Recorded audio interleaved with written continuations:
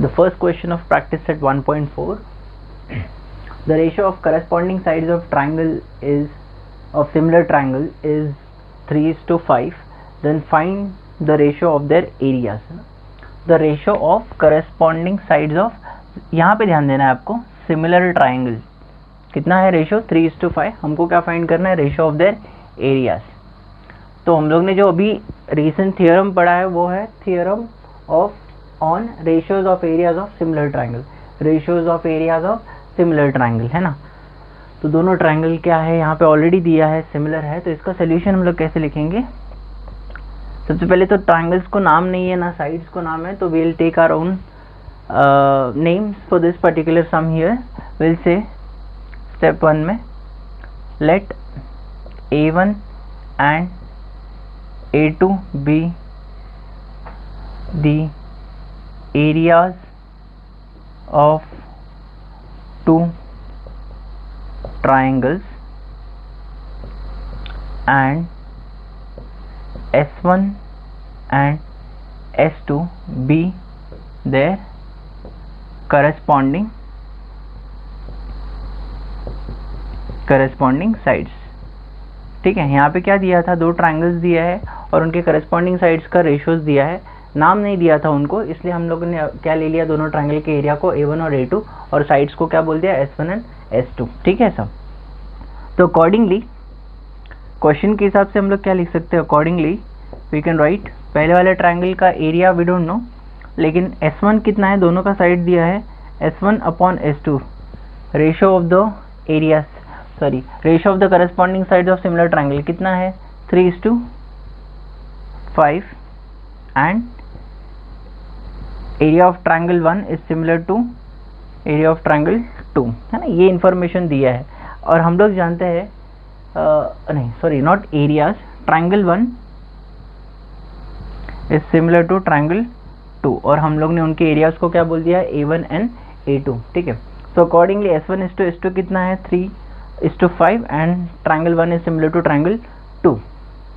तो अगर दो ट्राइंगल सिमिलर है, if two triangles are similar, then the ratio of the areas of two similar triangle is equals to the ratio of the square of corresponding sides है ना. Therefore if these two triangles are similar ना, triangle 1 is similar to triangle 2. If you want you can also write let A1 and A2 be the areas of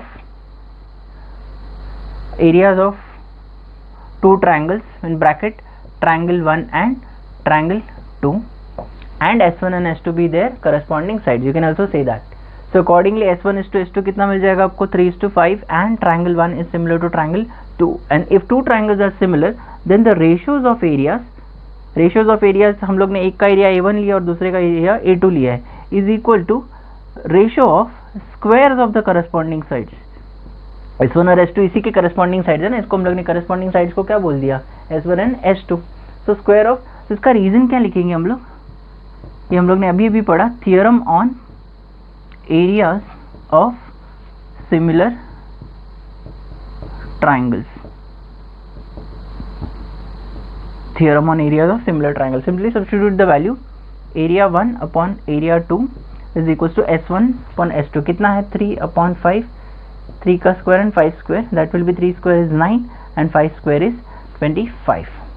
तो what you can write, therefore area 1 upon area 2 is equals to 9 upon 25. At the end you can write the answer. Therefore the ratios of areas is equals to 9:25 and box it. Is that clear? Please take this down.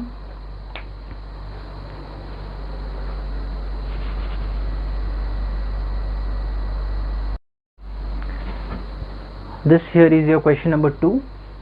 If triangle ABC is similar to triangle PQR and the ratio of AB is to PQ is 2:3, then fill in the blanks. Area of triangle is to area of triangle PQR. Now understand already triangle कैसे दिए, similar. जब triangle similar दिए हैं और ratio of areas पूछा है तो हमेशा theorem on areas of similar triangle याद आना चाहिए. तो ratios of areas of similar triangle is equal to the squares of the corresponding side. यहाँ पे AB स्क्वायर आया है, AB स्क्वायर आया तो डेफिनेटली नीचे क्या आएगा, यहाँ पे PQ square. Already AB and PQ का रेशियो दिया है, AB is to PQ is said to be 2/3, therefore 2 square upon 3 square आया, 2 का square is 4 and 3 square is 9. So this will be the Phillips. Take it down.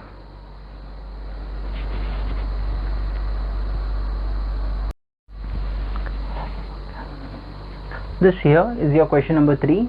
If triangle ABC is similar to triangle PQR, triangle similar, areas के बारे में बात किया है, मतलब theorem on areas of similar triangle. Area of triangle ABC is 80, area of triangle PQR is 125. If units are not given, then square units, then fill in the blanks. Area of triangle is to area of triangle ABC is to area of triangle dash is equals to 80 upon 125. So 80 आया है ऊपर, तो ऊपर तो उसके आगे ABC आएगा, और नीचे अगर 125 आया तो डेफिनेटली किसको करस्पॉन्ड कर रहा है 125? Area of triangle PQR. Okay, तो एरिया ऑफ ट्रायंगल ABC और एरिया ऑफ ट्रायंगल PQR का ऑलरेडी रेशियो दिया है 80:125.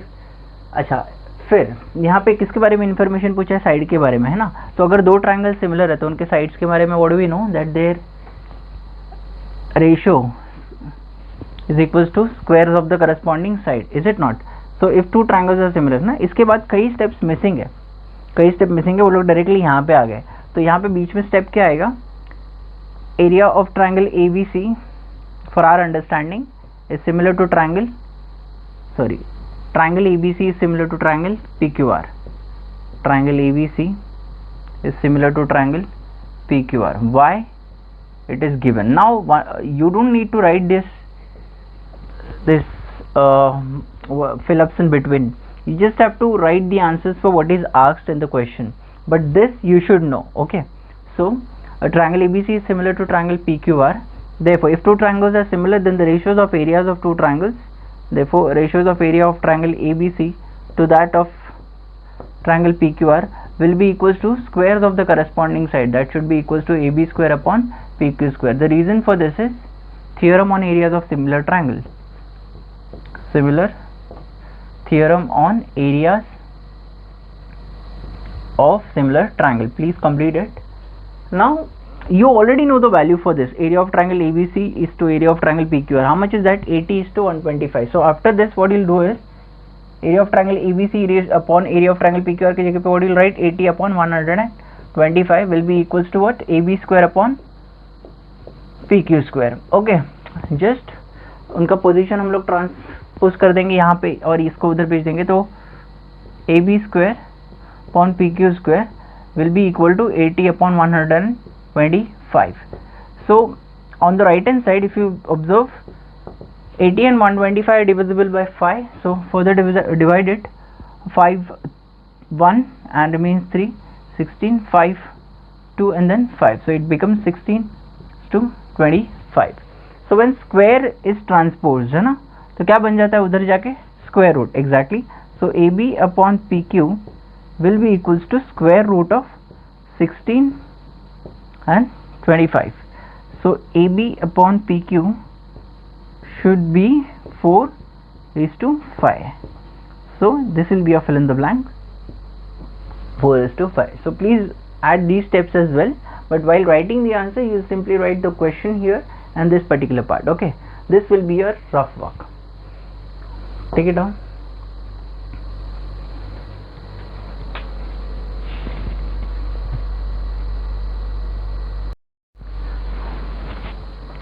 Next question, question number 4, given is triangle LMN is similar to triangle PQR.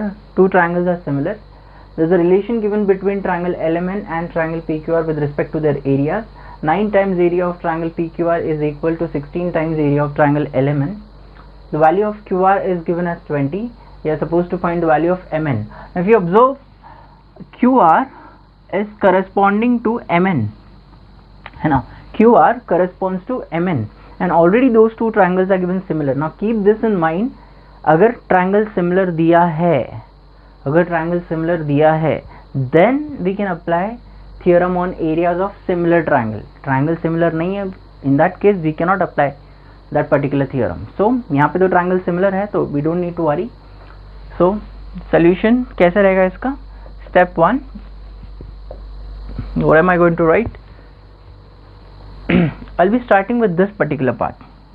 मैं जानता हूँ कि ट्राइंगल सिमिलर है, लेकिन उनके बीच में कुछ रिलेशन पता होना चाहिए ना. जैसे थोड़ी देर पहले जो दो ट्राइंगल दिए थे, उनका रेशो 80:125 दिया था, दोनों ट्राइंगल का रेशोज. यहाँ पे भी हम लोग वही केस करेंगे कैसे? 9 times area of triangle PQR is equals to 16 times area of triangle LMN। Okay, तो किसको कहाँ पे ट्रांसपोज करेंगे ना, तो यहाँ पे पहले वाले इन्फॉर्मेशन पे देखो, पहला नाम जो आया है ट्राइंगल LMN का आया और उसके बाद कौन आया? Triangle PQR। So will be working with respect to that. LMN को कोशिश करेंगे हम लोग न्यूमरेटर में रखने का, क्योंकि LMN पहले आया है, और PQR को बाद में रखने की कोशिश करेंगे, दैट इज इन डिनोमिनेटर। तो यहाँ पे हम लोग क्या करेंगे? PQR को उस तरफ लेके जाएंगे, ठीक है। इन दोनों के बीच में मल्टीप्लीकेशन चल रहा है, ये वहाँ पे चला जाएगा तो डिवीजन में आ जाएगा, और 16 आ जाएगा इस तरफ, ठीक है। सो क्या लिखेंगे हम लोग? मैं इधर से लिखने को स्टार्ट करता हूँ। एरिया ऑफ ट्राइंगल LMN है ना, अपॉन ये इधर आ गया तो उसके नीचे आ जाएगा ट्राइंगल PQR। एक्चुअली ये जो स्टेप है मुझे राइट हैंड साइड पे मिलना चाहिए था, लेकिन एक स्टेप बचाने के लिए मैं उसको लेफ्ट हैंड साइड पे लिख रहा हूँ। इक्वल टू 9 ऑलरेडी न्यूमरेटर में है और 16 आ जाएगा डिनोमिनेटर में। Is clear?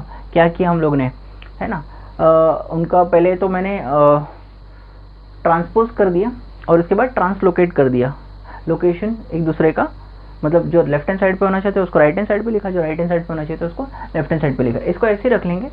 अब सेकंड स्टेप पे जाते हैं। Let us see what is given triangle LMN।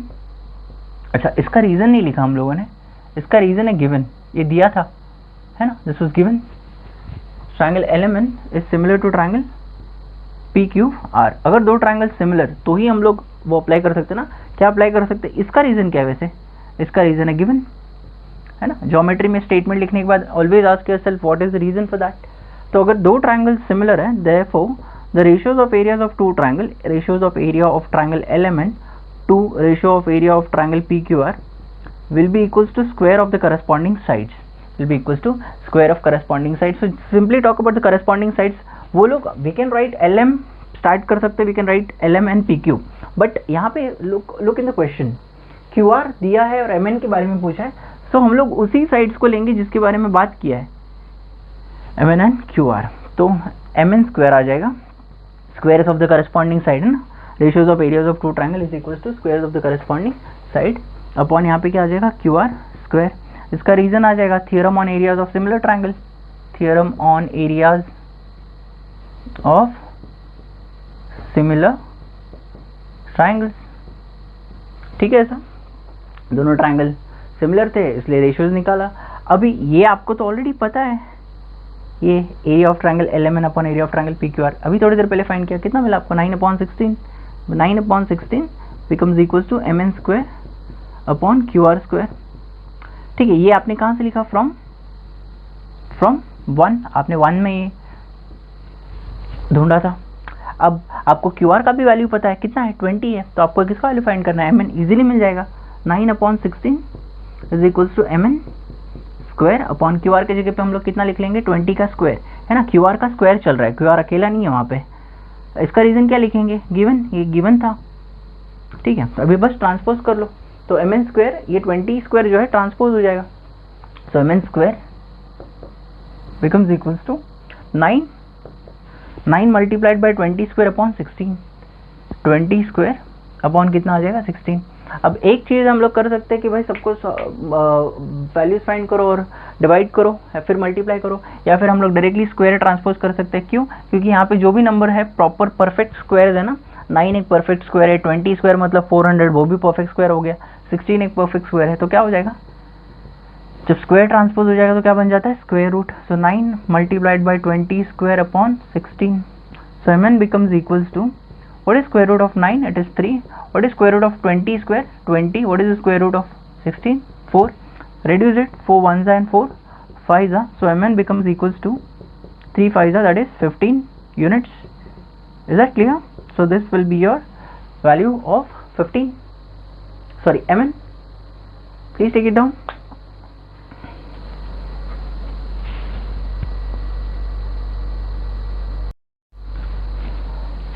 Next question, areas of two similar triangles are 225 square centimeter and 81 square centimeter. Here these words should attract you. Areas, similar triangles. If side of smaller triangle is 12 centimeter, then find the corresponding side, है ना, corresponding side. Smaller side के ही corresponding bigger side find करना है of the bigger triangle. So how? This is exactly similar to that of the first sum of this same practice set. So यहाँ पे नाम नहीं दिया, so we'll take the names. So we'll say let A1 and A2 be areas of two similar triangles.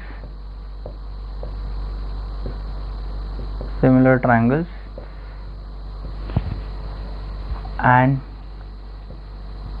S1 and S2 be their corresponding sides.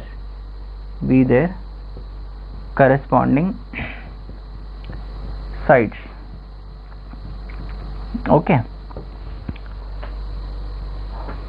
So accordingly, what do you get? Accordingly, many values are given over here. दोनों का areas दिया है. Area of two similar triangle is 225 and 81. So definitely 225 जिसका रहेगा वो बड़ा वाला triangle रहेगा और 81 जो रहेगा वो स्मॉलर ट्राइंगल रहेगा. Is it not? So A1 here is 225 एक ट्राइंगल का एंड A2 कितना है 81 square centimetre. Okay. If the side of the smaller triangle is 12, तो we know that smaller triangle is A2, तो S2 दिया हम लोग को 12 centimetre. We suppose to find S1 we don't know. उसी का करस्पॉन्डिंग साइड हम लोग को फाइंड करने को बोला है. If you want you can right square centimetre here and here. तो दोनों ट्राइंगल्स सिमिलर है ना. दोनों ट्राइंगल्स कैसे है? सिमिलर है. Then the ratios of areas will be equals to squares of the corresponding sides. A1 upon A2 directly areas of two triangle will be equals to squares of the corresponding side. S1 square upon S2 square. क्यों? क्योंकि दोनों triangles तो similar है ना. तो ratio of area will be equals to square ratio of the squares of the corresponding side. और इसका reason क्या है? Theorem on areas of similar triangle. Theorem on areas of similar triangles. Okay, so A1 upon A2 becomes equals to S1 square upon S2 square. S1, do we know S1? No. Do we A1 and A2 we know na? 225 and 225 is to 81 and S1 we don't know. S2 कितना दिया? 12. S1 find करने के लिए हम लोग बाकी चीज़ें transpose कर देंगे. 225 इंटू 12 पॉन कितना मिल जाएगा आपको? 81. ओके. हाँ, there is sorry square R involve here. Square and square. Okay. So S1 square will be equals to 225 multiplied by 12 square upon 81. Again, what we can do is we can either find the squares and then divide and then later multiply, or what we can do is we can simply transpose the square from left hand side to right hand side, because on the right hand side here we see each and every term is a perfect square. 225 is a perfect square, 12 square is a perfect square, and 81 of course. So S1 will become equal to square root of, when the square moves or transposed to the right hand side, it becomes square root of upon 81. So that becomes S1 equals, what is the square root of 225? It is 15. What is the square root of 12 square? It will be 12. What is the square root of 81? It is 9. Okay, then simply reduce it in 3's table. 3 3's are and 3 4's are, and 3 1's are and 3 5's are. So S1's value here is 5 4's are 20 centimeter. Definitely S1 was related to bigger triangle, so the side should have come bigger than 12 centimeter here. So we have got the value of S1 to be 20 centimeter. Please take it down.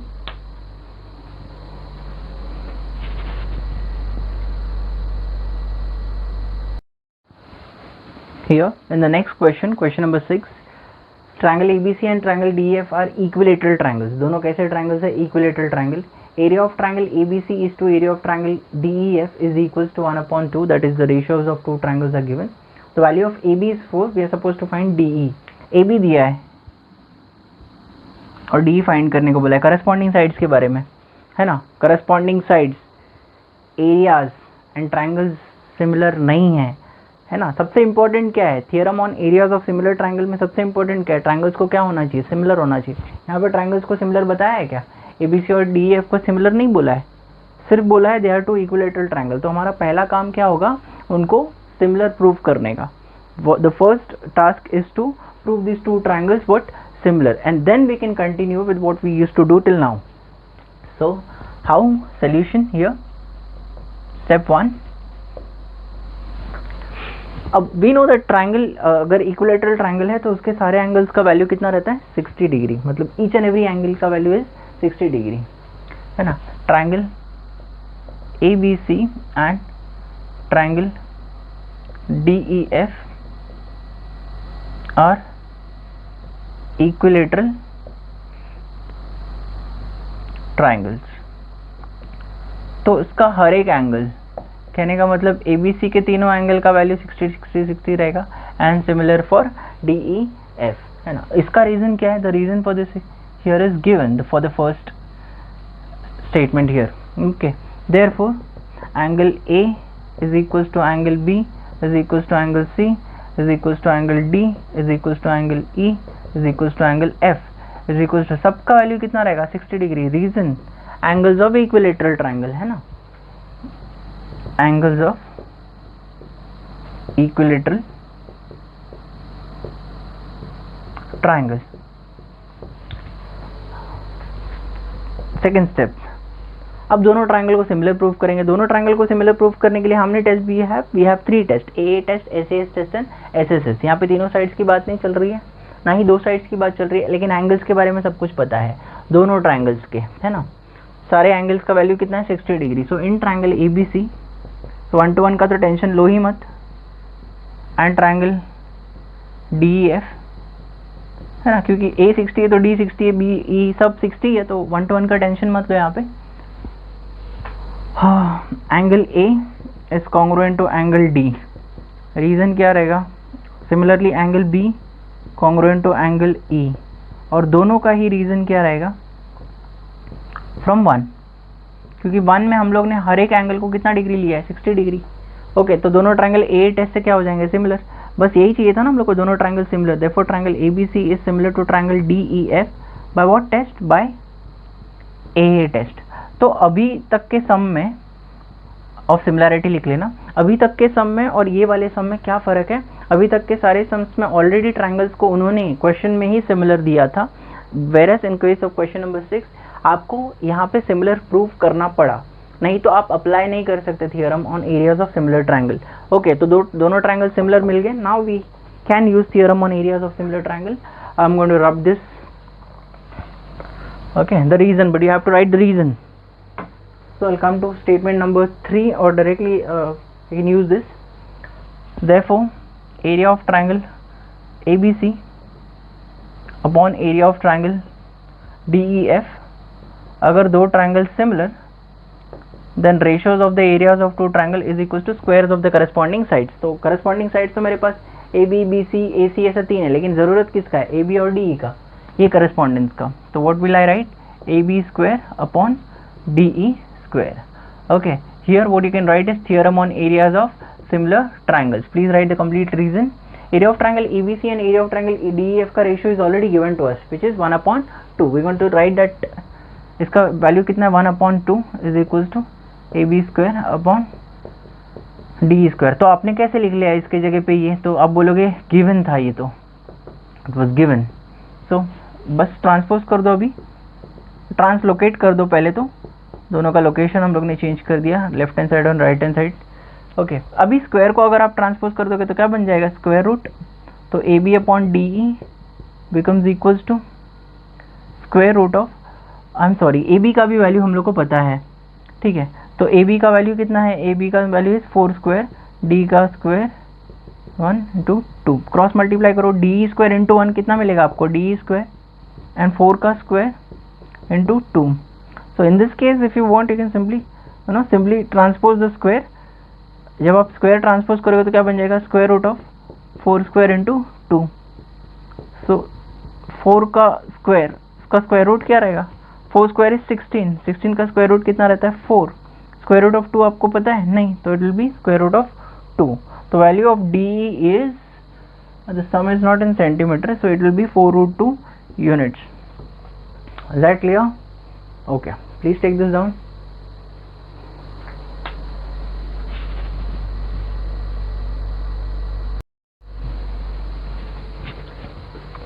question number 7th here is the last question of this particular practice set and of course the entire chapter. So let's start. Given is segment PQ is parallel to segment DE. PQ is parallel to DE. Okay, so जब भी आपको दो parallel lines, if you come across these statement, you know, or the things that should come to your head is two parallel lines, na? So then alternate angle, corresponding angle, interior angles should come into your head. Okay, so area of triangle PQF is 20 units square. If in textbook square is not given, so you just put it there. PF is 2 times of DP. PF is 2 times of DP. What does that mean? अगर DP का value 2 है तो this will be 2 times of 2, that is 4. ये अगर 4 है तो this will be 8. ये अगर 12 है तो this will be 24. 2 times. Okay. We are supposed to find area of quadrilateral DPQE. Now fill in the blanks format में question है. Let us assume that DP is x. तो इसका value हम लोग ने कितना assume कर लिया x. तो जैसा हम लोग का बात हुआ था, अगर ये 2 है तो ये कितना रहेगा 4, 2 into 2. ये 4 है तो ये कितना रहेगा 2 into 4, 8. ये 3 है तो ये कितना रहेगा 2 into 3. तो ये x है तो ये कितना होगा 2 into x, that will be 2x. तो ये कितना हो जाएगा 2x. therefore PF कितना हो गया 2x. on that logic DF is equals to DP plus, no, DF जो है पूरा दिख रहा है आपको. ओके, DF जो है वो DP plus PF है ना, ध्यान से देखो, DP plus PF, DP plus PF है ना. रीजंस नहीं पूछा है since it is fill in the blanks. DP हम लोग ने कितना लिया है x, तो पहला कितना आ जाएगा x, PF की जगह पे कितना हो जाएगा 2x. तो x और 2x कितना हो जाएगा 3x. यहाँ पे 1x है ना, x का मतलब 1x, 1x एंड 2x कितना हो जाएगा 3x. अब दोनों ट्रायंगल की बातें की है, FDE एंड FPQ. FDE बड़ा वाला ट्रायंगल और FPQ छोटा वाला ट्रायंगल है ना, दोनों को सिमिलर करने की बात चल रही. FDE किसको कॉन्ग्रुएंट रहेगा, FDE. अब ध्यान से देखो, पैरेलल लाइन की बात ऑलरेडी हो चुकी है. FDE एंगल देखो FDE का, ठीक है, वो किसको एंगल, कौन से एंगल को कॉन्ग्रुएंट रहेगा, जिसके वजह से वो करस्पॉन्डिंग लगे. करस्पॉन्डिंग मतलब कौन से शेप में आना चाहिए, एल शेप. तो डेफिनेटली ये वाला है ना, ये एल शेप है और वो भी एल शेप है. ये दोनों पैरेलल लाइन है, ये ट्रांसवर्सल का काम कर रहा है. कौन, DF ट्रांसवर्सल का काम कर रहा है, PQ और DE पैरेलल लाइंस है. तो डेफिनेटली ये दोनों एंगल करस्पॉन्डिंग एंगल्स होंगे, है ना. तो अगर FDE एक एंगल है तो दूसरा एंगल का नाम क्या होना चाहिए, FPQ. क्या होना चाहिए, एंगल FPQ. ठीक उसी तरह FED और एक एंगल करस्पॉन्डिंग है FED. FED यहाँ पे है ये, तो ये ऐसे शेप में, तो ठीक उसकी जैसी कौन है ना, FQP. ये वाला एंगल है तो ये वाला एंगल मिलना चाहिए. तो FED किसको करस्पॉन्डिंग एंगल है, FQP को, एंगल FQP को. इसका भी रीजन क्या दिया है, करस्पॉन्डिंग एंगल उन्होंने ही दिया. तो 1-to-1 कॉरेस्पॉन्डेंस उन्होंने ही दिया था, तो उसके हिसाब से दोनों ट्रायंगल क्या हो गए, similar by what test, AA test. अगर दो ट्रायंगल सिमिलर तो करस्पॉन्डिंग साइड्स कैसे होते हैं, प्रोपोर्शन में. कौन से साइड की बात हम, मतलब कौन से साइड के बारे में इन्फॉर्मेशन हमको पता है, DP और PF के बारे में, है ना. DP, PF, DF इन्हीं के बारे में इन्फॉर्मेशन पता है, तो हम लोग उन्हीं साइड्स को यूज़ करने का कोशिश करेंगे. देखो FD और FP ये उस लैंग्वेज के है, DF और PF हो जाएगा ना.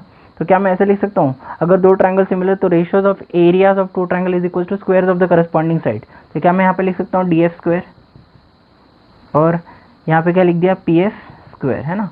अब DF ऑलरेडी मेरे को पता था, कितना था DF, हमको कितना मिला 3x, इसलिए क्या मिला 3x द होल स्क्वायर. देखो ये ब्रैकेट इंपॉर्टेंट है क्योंकि दो डिजिट अगर साथ में है तो ब्रैकेट पुट करना कंपलसरी है. मतलब एक कोएफिशिएंट और एक वेरिएबल रहेगा तो you have to put bracket. तो 3x का स्क्वायर, और वैसे ही PF का वैल्यू आपको कितना पता था 2x, तो 2x का क्या आ गया, स्क्वायर आ गया. 3 का स्क्वायर कितना मिला 9. और एक्चुअली कैसा है ये स्टेप का बेसिक कैसा हुआ रहेगा, 3 का स्क्वायर कितना होता है 9 और x का स्क्वायर कितना होगा x स्क्वायर. 2 का स्क्वायर कितना होगा 4 और x का स्क्वायर कितना हो जाएगा x स्क्वायर. x स्क्वायर और x स्क्वायर क्या हो गए, कैंसिल हो गए, और आपको आंसर में क्या मिला 9/4. अब नेक्स्ट स्टेप में क्या हुआ है, आपको ये फाइनल 9/4 मिला. तो जो नेक्स्ट स्टेप हुआ है उसमें इनको भूल जाओ, ये जो है वो उसको भूल जाओ.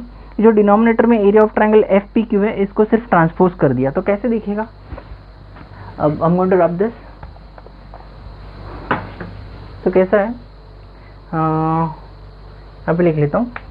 आपको कैसे मिला इस स्टेप में, area of triangle FDE divided by area of triangle FPQ area of triangle F P Q is equal to, है ना, ये नहीं लिखता, आपको फाइनल आंसर कितना मिला 9/4। अब मान लो इसको आपने उधर ट्रांसपोज कर दिया, जो डिवीजन में वहाँ पे जाएगा तो क्या हो जाएगा, मल्टीप्लाई। तो यही हुआ यहाँ पे, area of triangle F D E becomes equal to 9/4 multiplied by area of triangle F P Q. दिख रहा है आपको area of triangle F P Q. Okay, 9/4 area of triangle F P Q already आपको पता है, F P Q या फिर P Q F एक ही है, मतलब क्योंकि एक ट्राइंगल को हम लोग 6 डिफरेंट वेज में लिख सकते हैं। तो यहाँ पे एरिया ऑफ ट्राइंगल क्या मिला, एफ पी क्यू, कितना है उसका वैल्यू 20। यहाँ पे क्या लिख लिया हम लोग ने 20। 4 के टेबल में क्या हो जाएगा 1 और 5, तो 9 5 कितना मिल गया आपको 45 यूनिट स्क्वायर। तो area of triangle F D कितना मिल गया 45 यूनिट स्क्वायर। अब आपको क्या फाइंड करने का, area of quadrilateral D P Q E. अब ध्यान से देखो, ये ऐसा कुछ डायग्राम है आपका, यहाँ पे पी क्यू है, यहाँ पे एफ है, यहाँ पे डी और यहाँ पे है ई। आपको इस क्वाड्रिलेटरल का एरिया फाइंड करना है, डी पी क्यू ई, है ना। अब ध्यान से देखो, बड़ा वाला जो ट्रायंगल है उसको मैं कलर रेड कलर में ले लेता हूँ, ठीक है। बड़ा वाला जो ट्रायंगल है वो उसको रेड कलर में ले लिया, और उसके अंदर है ना 2 छोटे छोटे पार्ट्स है, एक ट्रायंगल है और एक क्वाड्रिलेटरल है। जो ट्रायंगल है उसको मैं ऐसा ब्लू में ले लेता हूँ, ठीक है। अब ध्यान दो, बड़ा वाला जो रेड वाला ट्रायंगल है उसमें से मैंने अगर छोटा वाला ट्रायंगल हटा दिया, चलो इसको पूरा ही कलर ले लेता हूँ, यहाँ पे अंदर से ब्लू ले लेता हूँ, ठीक है। बड़ा वाला रेड दिख रहा है आपको बाहर वाला, और छोटा वाला ब्लू वाला दिख रहा है। तो बड़े वाले रेड में से ट्रायंगल में से, बड़े वाले ट्रायंगल में से, बड़ा वाला ट्रायंगल का नाम क्या है एफ डी, उसमें से मैंने अगर छोटा वाला ब्लू निकाल दिया, तो क्या बचता है quadrilateral D P Q E, वही यहाँ पे बोला है। बड़े वाले ट्रायंगल एफ डी ई में से वो लोग ने छोटा वाला ट्रायंगल एफ पी क्यू को निकाल दिया, तो आपको जो चाहिए उसका एरिया मिल जाएगा। तो एफ डी ई का ऑलरेडी आपको एरिया अभी आपको एरिया पता चला कितना मिला 45, और एफ पी क्यू ऑलरेडी उन्होंने आपको दिया है, कितना दिया 20, है ना। एफ पी क्यू का एरिया उन्होंने कितना दिया 20, तो 45 माइनस 20 कितना मिलेगा 25 यूनिट स्क्वायर। तो area of quadrilateral D P Q E कितना रहेगा 25 यूनिट स्क्वायर। तो this question is not at all difficult, बस एक स्टेप आगे गए आप। अब तक आप क्या करते थे, ratios of areas of sides find करते थे या फिर ratios of areas of triangles find करते थे। अभी आपने क्या किया, एक स्टेप आगे चले गए क्वाड्रिलेटरल का। तो बड़े वाले ट्रायंगल में से छोटा वाला ट्रायंगल निकाल दो, क्या बचता है क्वाड्रिलेटरल। इसी के लिए हम लोग ने बड़े वाले ट्रायंगल का एरिया फाइंड किया। Please take this down. With this we are done with 1.4. Now you are free to start doing problem set of this particular chapter, similarity and also of probability, and you may send me the doubt. I have not most of you like 2 or 3 of you have sent me doubts from the PDF questions. Do not worry about those questions. I will get back to this question. I have not forgotten your doubts. I have made a list of these doubts sent by you, and when time come and I am available for those doubts, I'll definitely solve it here or one to one. Don't worry about that. Simply what you should do now is, you know, अगर you have problem set, start doing it. कहीं पे doubt आता है, stop, think about it, but don't keep doing the same sum.